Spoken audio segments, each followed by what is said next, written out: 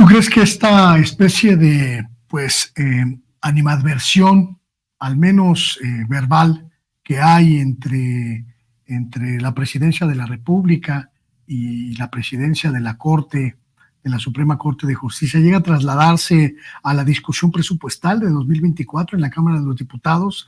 Nancy, ¿crees que haya alguna posibilidad? Escuchábamos al líder parlamentario de Morena en la Cámara de Diputados pues señalar abiertamente que la reducción presupuestal al Poder Judicial era una quizá de las más importantes tareas que tenía esta bancada en este último tramo del año para hacerle frente a una nueva dinámica en el Poder Judicial.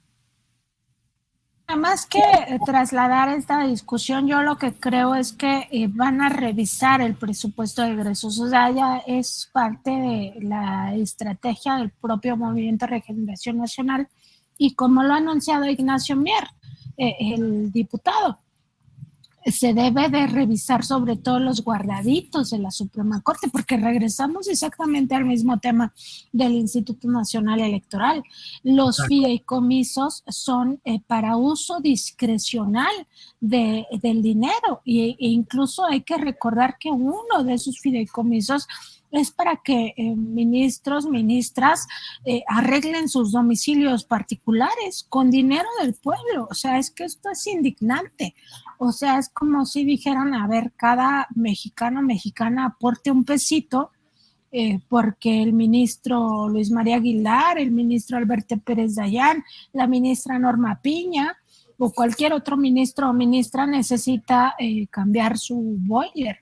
O sea, y nosotros decimos, o sea, sí, pero ¿por qué? O sea, ¿por qué le vamos a pagar que cambie su boiler o que cambie su sala de piel que ya no le gusta y que la compró el año pasado también con dinero de nosotros, o que cambie sus cortinas o que cambie el color de sus paredes cuando de por sí les estamos pagando 700,000 pesos mensuales porque supuestamente ellos son la élite de la justicia en el país?